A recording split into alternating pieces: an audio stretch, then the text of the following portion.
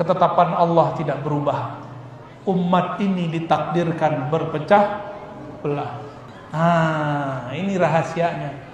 Kenapa umat ini bertengkar? Karena mereka saudara kandung. Semua kelompok itu pasti masuk neraka illa firqatan wahidah, kecuali satu kelompok. Menurut antum, di negara-negara manapun yang hidupin maulid mana? Cuma Indonesia yang terbuka. Alhamdulillahillazi anzala ala 'abdil kitaba wa lam yaj'al lahu iwaja. Asyhadu an la ilaha illallah wahdahu la syarikalah wa asyhadu anna Muhammadan 'abduhu wa rasuluh. Allahumma sholli ala Muhammad wa ali Muhammad. Allahumma sholli ala Muhammad wa ali Muhammad. Ada satu pertanyaan lagi ya dari Pak Iwan. Pak Iwan bertanya ini, bagaimana Ustaz menurut dari Buya Dr. Ar-Razi Hashim MA, bahwa Buya itu menyatakan perpecah belah ini merupakan suatu takdir daripada Allah Subhanahu wa taala. Apakah benar menurut Buya Dr. Ar-Razi itu bahwa berpecah belah ini merupakan takdir dari Allah Subhanahu wa taala? Tolong jelas dengan sejelas-jelasnya Ustaz. Assalamualaikum warahmatullahi wabarakatuh. Waalaikumsalam warahmatullahi wabarakatuh.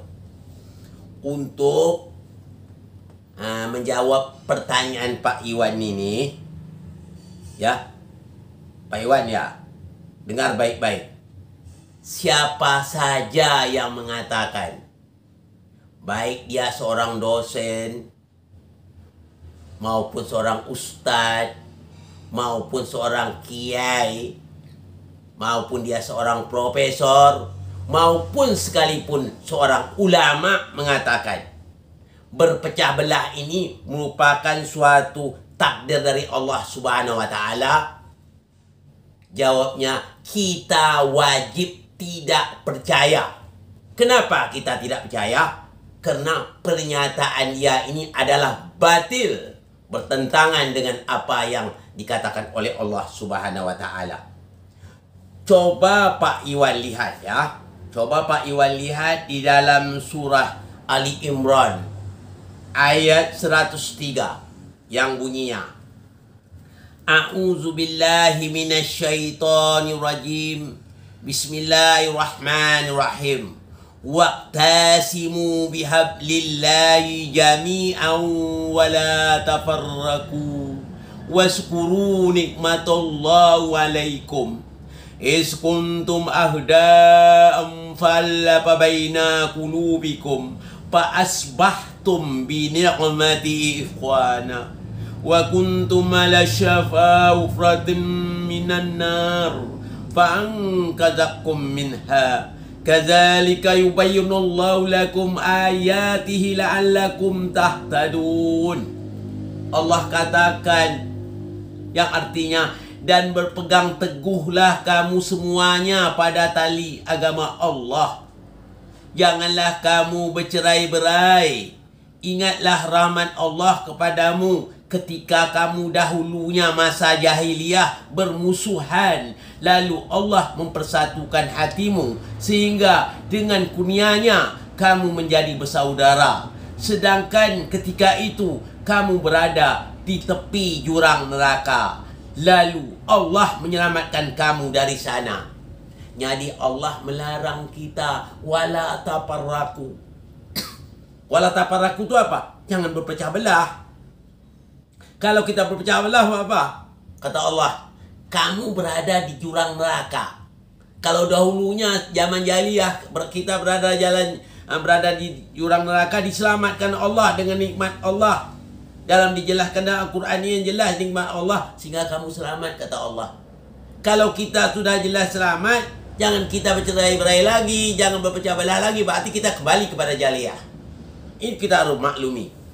Jadi kita hendaknya kalau menyampaikan satu hadis, mau kita paham asal-usul hadis itu, atau asbabun nuzul hadis itu kita harus tahu. Jangan kita seenak-enak saja ngomong. Nabi itu mengatakan demikian ya, yang artinya akan terjadi umat aku nanti setelah aku tiada, kata Rasul, akan berfirqah umatku sampai ke 73 firqah. Semuanya masuk neraka, kata Rasul. Nah, kenapa semuanya masuk neraka kecuali yang satu?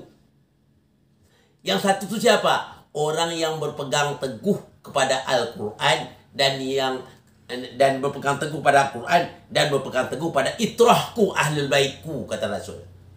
Jadi yang masuk ke neraka itu bukan takdir Allah, tapi ulah manusia. Kenapa dia masuk neraka? Karena dia tidak berpegang teguh kepada Al-Quran dan itrahku, kata Rasul. Jadi kita harus paham betul.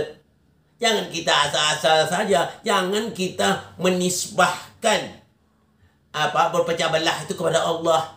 Berarti kita dusta atas nama Allah. Jangan. Nanti tempat kita dalam neraka. Jadi kita dilarang itu. Jadi siapa saja mengatakan bahwa berpecah belah sebagai takdir Allah, jawab di kita wajib tidak percaya. Itu adalah pendusta. Allah melarang berfirqah. Allah melarang kita berpecah belah. Kita pula mengatakan berpecah belah. Kita katakan Allah pula yang mentakdirkan kita berpecah belah. Itu adalah pernyataan yang menyeleweng dari ajaran Islam. Ya, melincing dari ajaran Islam. Tak boleh itu. Jadi saya himbau juga pada ustaz seluruhnya, kalau betul-betul kita mau nyampai hadis, menampai ayat, tahu kita asbabun nuzul hadisnya, tahu kita asbabun ayat, baru kita sampaikan. Jadi tidak salah paham orang menerimanya. Ya, kita harus tahu itu. Dan ayat berikutnya apa kata Allah dalam surat Ali Imran yang sama juga, ayat 104, sama bunyinya. Lebih diancam oleh Allah. Ya. وَلْتَكُمْ مِنْكُمْ أُمَّةً يَدْعُونَ إِلَى الْخَيْرِ وَيَأْمُرُونَ بِالْمَعْرُوفِ وَيَنْهَوْنَ عَنِ الْمُنْكَرِ وَأُولَئِكَ هُمُ الْمُفْلِحُونَ. Hendaklah di antara kamu ada segolongan orang yang menyeru kepada kebaikan, menyuruh berbuat ma'ruf dan mencegah yang mungkar, dan mereka itulah orang-orang yang beruntung. Jadi kita berusaha mencegahnya. Seperti ini suatu perbuatan mungkar nih.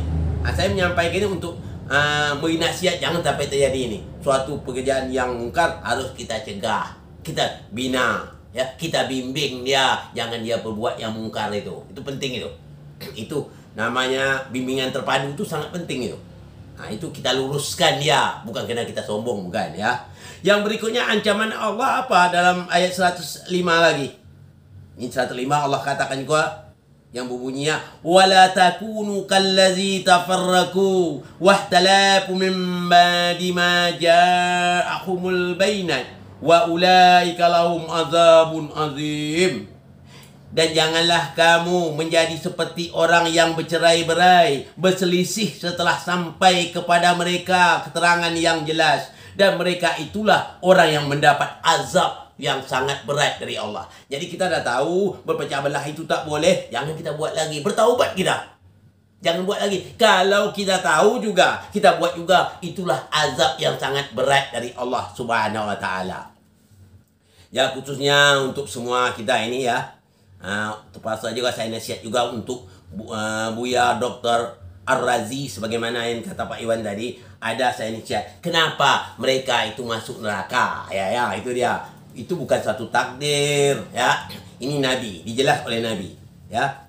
Ingat, Nabi mengatakan, Rasulullah bersabda, ya ayyuhan nas, inni taraktu fikum ma in akastum bihi lan tadilu kitabullah wa itrati ahlul baiti. Rasulullah bersabda, wahai manusia, sungguh kutinggalkan kepada kalian sesuatu yang jika kalian berpegang teguh dengannya, kalian tidak akan tersesat, yaitu kitab Allah dan itrahku ahlul baitku. Silakan rujuk ya, untuk Pak Buya Dr. Ar-Razi, lihat nanti ya, Sahih Tirmizi jilid 5 halaman 328, hadis ke 3874. Nah, untuk Pak Iwan juga harus Pak Iwan harus membaca juga, banyak membaca Pak Iwan, sehingga Pak Iwan juga mendapat tempat yang baik nantinya di sisi Allah ya. Yang berikutnya hadis yang kedua begitu sama juga dijelaskan oleh Rasulullah mengatakan, sungguh aku tinggalkan kepada kalian suatu, jika kalian berpegang teguh dengannya, kalian tidak akan tersesat sesudahku. Kitab Allah sebagai tali yang terbentang dari langit dan bumi. Itrahku, ahlul baitku, dan keduanya tidak akan terpisah sehingga keduanya kembali kepada aku di haud. Maka perhatikan bagaimana kalian mempertentangkan aku terhadap keduanya. Silakan rujuk Sahih Tirmizi jilid 5 halaman 329, hadis ke 3876. Ini Pak Razi boleh lihat ya, Pak Dr. Ar-Razi Hashim, lihat nanti ya hadisnya. Begitu juga Pak Iwan. Pak Iwan jelaskan, banyak membaca Pak Iwan supaya Pak Iwan juga mantap nantinya. Supaya Pak Iwan tidak bisa dipermain orang nanti. Jadi Pak Iwan dah tahu banyak banyak mempelajari, banyak mempelajari tentang agama ini ya. Untuk berikutnya hadis lain Rasulullah juga mengatakan juga, ahlul baitku ini peumpama bahtera Nabi Nuh. Siapa yang menaikinya selamat, siapa yang meninggalkannya celaka. Jadi ahlul baitku ini kata Rasulullah, jangan kamu tinggalkan, kamu akan celaka. Jangan kamu mendahuluinya, kamu juga akan celaka. Jangan kamu mengajarnya, kamu juga, karena dia lebih paham daripada kamu. Jadi kita harus tahu, ahli baitnya yang lebih tahu tentang Rasulullah adalah ahli bait Rasul. Yang tahu tentang Allah, Rasul beserta ahli baitnya. Mudah-mudahan kita semuanya Pak Iwan ya, diselamatkan oleh Allah ya, dibangkitkan Allah bersama Rasulullah dan beserta ahli baitnya. Kita bertemu. Kalau kita berpegang teguh dengannya, janjinya sudah jelas, pasti bertemukan dengan aku di haud nanti. Insya Allah kita semuanya akan bertemu kepada Rasulullah. Itu yang paling kita cintai ya. Yang paling cintanya kita akan berjumpa dengan Rasulullah. Mudah-mudahan nantinya Allah tetap membangkit kita bersamanya. Mudah-mudahan, insya Allah. Ini saja yang dapat saya sampaikan pada kesempatan ini. Mohon maaf dari segala kekurangan. Wabillahi taufiq wal hidayah. Assalamualaikum warahmatullahi wabarakatuh.